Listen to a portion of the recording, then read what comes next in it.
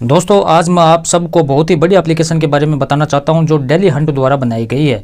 इस साल daily learn ने IHU स्कॉलरशिप एग्जाम रखा है जिसमें भाग लेकर आप laptop, mobile phone, smart watch भी जीत सकते हैं। तो डिस्क्रिप्शन में दिए गए लिंक पर क्लिक करके जल्दी से स्कॉलरशिप में रजिस्टर कीजिए और पाइए 50 करोड़ की स्कॉलरशिप जीतने का मौका।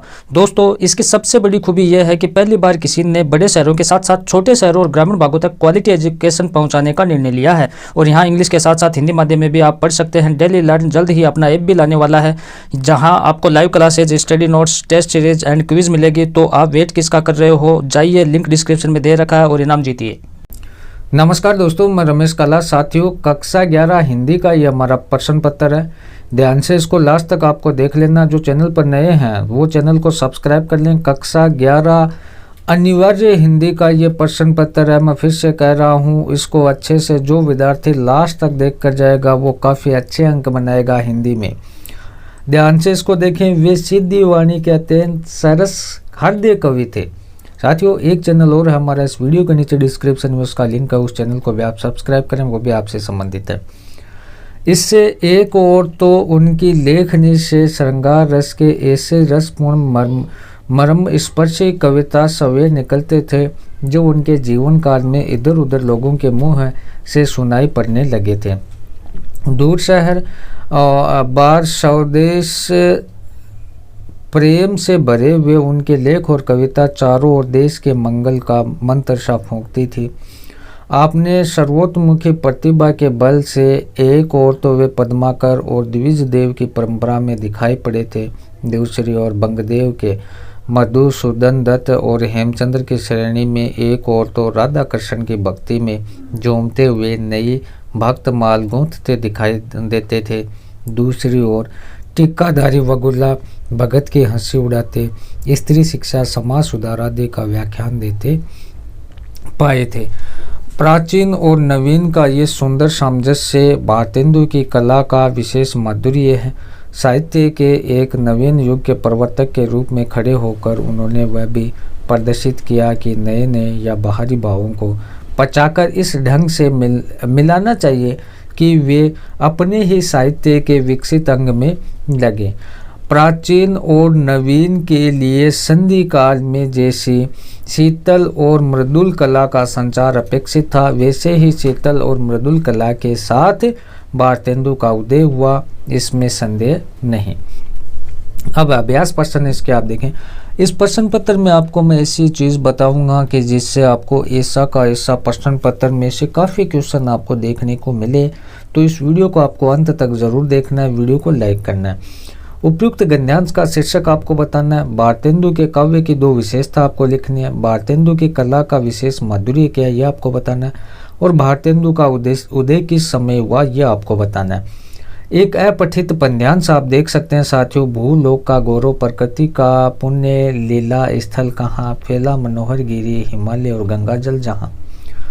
संपूर्ण देश से अधिक किस देश का उत्कर्ष है, उसका की जो ऋषि भूमि है वह कौन है, भारतवर्ष है। हाँ, वृद्ध भारतवर्ष इस संसार का सिरमौर है, ऐसा पुरातन देश कोई विश्व में क्या और है। भगवान की भवभूतियों का ये प्रथम भंडार है।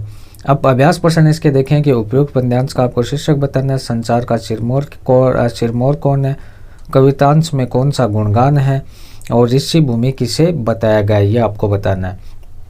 कुछ आपको मैं महत्वपूर्ण प्रश्न आपको दे रहा हूँ साथियों, इनको अच्छे से पढ़कर जरूर जाएं। गजल के आखिरी शेर में गुलमोहर के सांकेतिक अर्थ को आपको स्पष्ट करना है। गजल नामक कविता का प्रतिपाद्य स्पष्ट आपको करना है। कवि किस कारण असंतुष्ट है यह आपको बताना है। कवि उम्र भर के लिए क्यों पलायन करना चाहता है। कवि भाग्यवादी लोगों पर क्या कटाक्ष करता है। दरख्तों का साया व धूप किसके प्रतीक है। कवि समाज में क्या परिवर्तन लाना चाहता है। उसके बाद आप देखें कि पानी के रात भर गिरने और प्राण मन के गिरने में क्या संबंध है।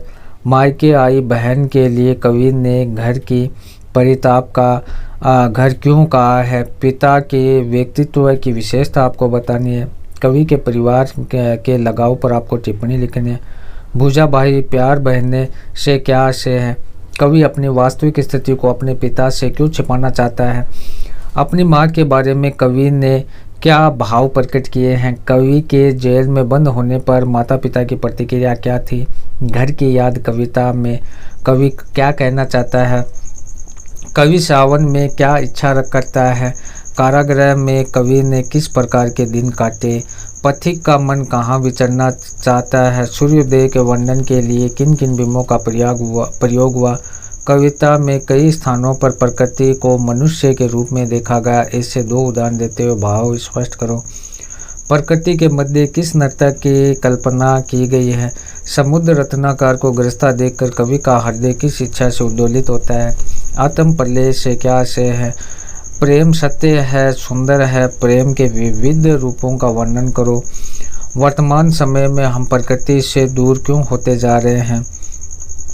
उसके बाद में कबीर की दृष्टि में ईश्वर एक है, इसके समर्थन में उन्होंने क्या तर्क दिए हैं। मानव शरीर का निर्माण कौन से 5 तत्वों में हुआ। कबीर ने अपने को दीवाना क्यों कहा। कबीर ने ऐसा क्यों कहा कि संसार बोरा गया है। अज्ञानी गुरुओं के शरण में जाने पर शिष्यों की क्या गति होती है।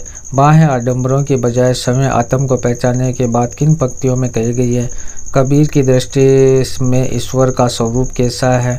आपस में 2 लड़े मृत्यु में कौन आपस में लड़ रहे हैं। कबीर के धार्मिक विचारों पर आपको प्रकाश डालना है। तो ये मैंने आपको जो कुछ क्वेश्चन दिए हैं, इनको आप ज़रूर तैयार करके जाएं, अच्छे से इनको पढ़कर जाएं, जो वार्षिक परीक्षा में आपको ऐसे कैसे देखने को मिले। डिस्क्रिप्शन में जिस चैनल का लिंक है उस चैनल को आप सब्सक्राइब कर लें। पेपर होने के बाद वहां पर आपको आंसर की प्रोवाइड करवा दी जाएगी। इस चैनल को भी आप सब्सक्राइब करें, वीडियो को लाइक करें, शेयर करें। धन्यवाद साथियों।